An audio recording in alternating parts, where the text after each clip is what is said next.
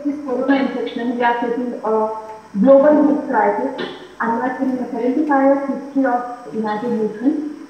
On that, these 50 people spreading in humans and ending the people's lives. But more than health, it's an economic crisis, social and psychological crisis. To protect our needs, you can see in this picture, so what was the impact of this coronavirus in our society. So, protect our community, our health related staff, service staff, working tirelessly at this life shift. Hello? Please. Hello?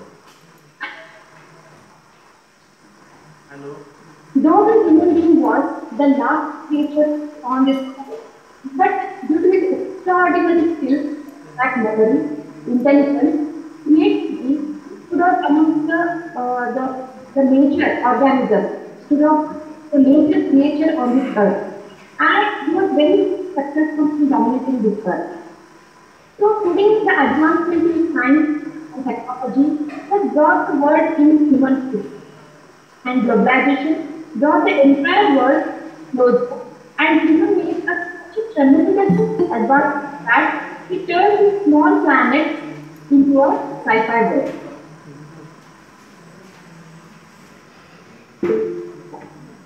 And we went to become a very superior creature on this planet, but in all this, we forgot to protect our mother nature, the other creatures on this earth.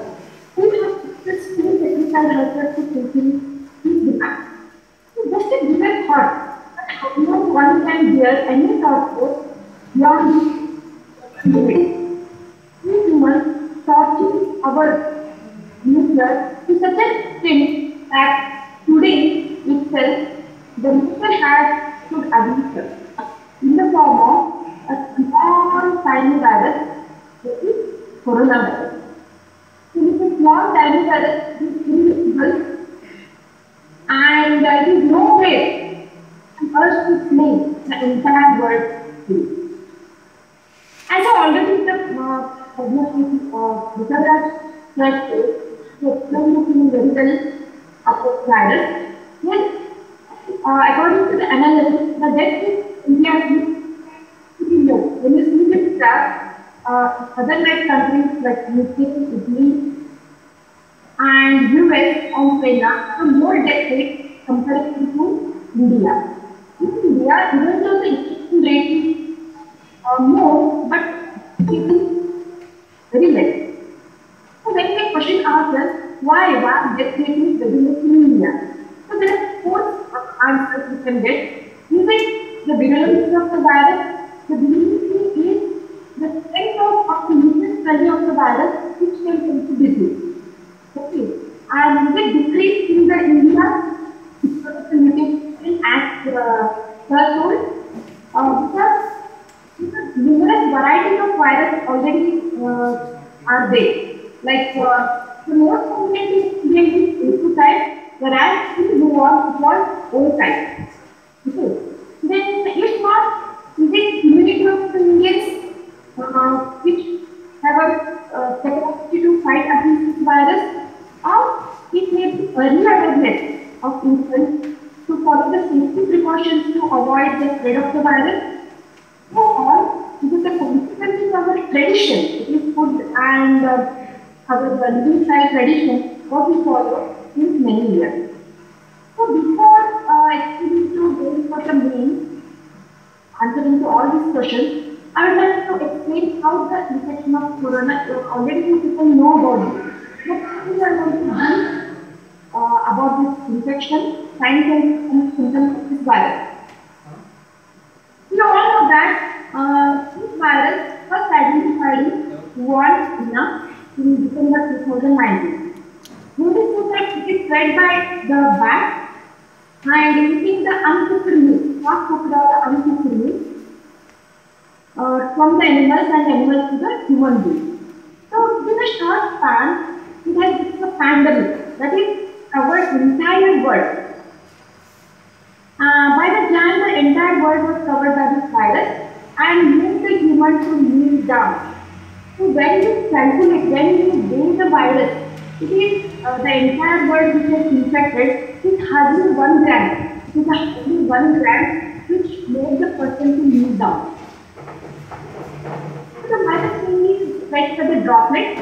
Droplets means these are the secretions of the respiratory system, either by the coughing, sneezing, or the talking, or touching the surface which is contaminated by the droplets, and touching with infected hands to the food. Once it enters the body, it mainly affects any number of cells in the body, mainly affects the lung cells because the glycoproteins whatever that are present in the cells are more comparative to the other cells in the body. So it mainly affects the lung cells and destroys the lung cells that leads to the respiratory failure and finally the death of the individual. There are other organs which are also affected like brain, heart, kidney, and we think about the clotting of the blood vessels. So the main symptoms are we all know already. It is there is a form of fever will be there, or chills with the fever will be there, severe headache will be there, or sometimes there will be chest pain, or there can be a lot of smell and taste. Okay. Then the patients who are having the comorbid conditions, like patients who are suffering from diabetes, hypertension, or already asthma is having, and is more than 65 years, whose immunity is less due to the severity of this infection, finally the multi-organ failure or a septic shock and the death. So there are few people who are infected but still remain free of symptoms. So these are called as carriers. These people are called as carriers. So these people are high risk in the society because they freely they run in the society and people are unaware they are infected or not. So they come in contact with many people and infect many people. So that's why this social distance, hygiene maintenance, hand wash, and few other measures what we take to avoid this infection. Okay, coming to why such people, even though they are infected, not go into the severity of the infection, why they are symptom free? Is it because of the immunity, the strong immunity which prevented the spread of infection in such individuals? Yes. So before speaking about the reasons responsible for the strong immunity of the Indians, let's know in brief about the immunity of the individuals. So we humans have a inborn, that is innate immunity system. The system which fight against the disease causing the organism. So we frequently get exposed to the n number of microorganisms through several agents. So like food, or it may be water, or it may be air, or in turn it keeps the immunity system primed. That is, primed in the sense always in an active state, the immunity is in an active state to fight against these many organisms. There are certain cells in our body called as natural killer cells, T cells or white blood cells. So what you see in these pictures are the big pink color cells are the natural killer cells or the T cells. Some are white blood cells. So these will release some chemicals and some enzymes which will attack these viruses or the bacteria and try to kill and acts as the first line of soldiers against any disease in the body. So coming to the Indian immunity in Indians. So Indians are constantly exposed to the many microorganisms since birth. So unlike people in other countries who are born in very much cleaner and hygienic environment. So our immunity is always primed state. As I already told, it is always in an active state to fight against these organisms. So I am going little depth about the immunity. According to the immunology, we have two types of genes. So genes, these are present in the DNA of human. Okay, so there are two types. One is HLA gene and the one is the KRA gene. HLA gene is responsible for the production of natural killer cells. What I already told you, these are the protective cells in our body. So we humans have more KRA genes compared to the other country people. So KRA genes are more responsible for production of more natural killer cells. That's why the immunity is considered to be more and strong in humans. So let's come on to the main discussion part, that how our Indian food culture and tradition helps in boosting the immunity. As we know that the core elements of our Indian food is, of course, its spices, which we use it in day-to-day life in our day-to-day kitchen. So let me brief about some of them, like turmeric, arishina, haldi, what we call it as. So which contain one element called as curcumin. It is an immunity boosting agent which acts as an antibiotic as well as antiseptic for external application.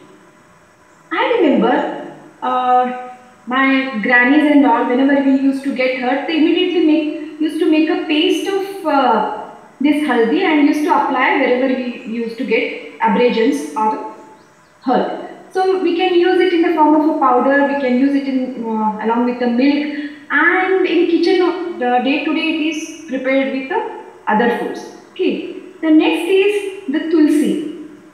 Tulsi is a holy plant, so we Indian worship since so many years, since so decades in India. Even in the era of antibiotics, people still prefer to use the tulsi to boost the immunity. So even though it is present in our garden next to the doorstep, we try to ignore. It is a wonderful medicinal plant. Such a few leaves are enough to boost our immunity. So still it is used in temples and all with the tirtha, considering it as a holy plant. So the next, you can use along with the green tea, or you can make a tulsi tea and you can have it. Next is the amla or the gooseberry, better than So this is highly rich source of vitamin C, which is easily available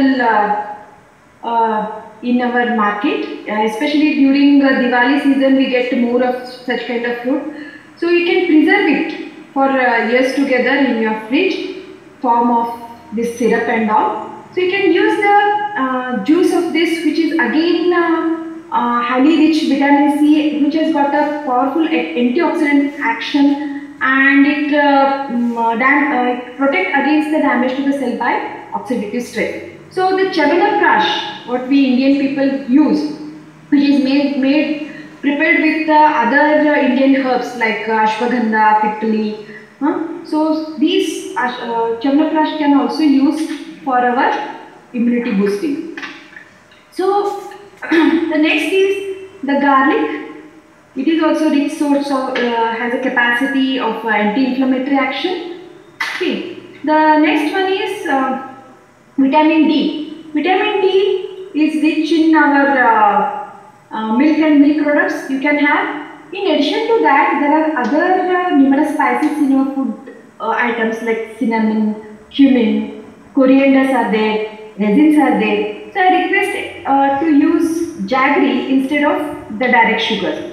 Then buttermilk, which contains the lactobacilli, which also act against the many organisms in our body. So apart from our food culture, we have a good tradition. Good tradition, like if any elders are there in our home, in villages and all, they not allow us to enter the home without washing hands and the food. So that is very good tradition. Now everyone is following that, wash your hands with soap and everything. This is this practice is being done since so many years in India. Okay, so we are not using slippers inside the home, and we wake up early, early in the morning, and should have a jog, and the yoga and the medicine, Ayurveda and the yoga, what we follow since many years, it is very effective in boosting our immunity.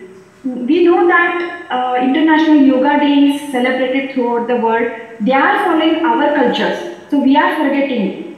our culture nowadays. So, not having food or a drink before bath and gargling the mouth with a warm lukewarm water, then eating adequate amount of food, adequate amount of cereals, pulses, fruits in our food and milk products.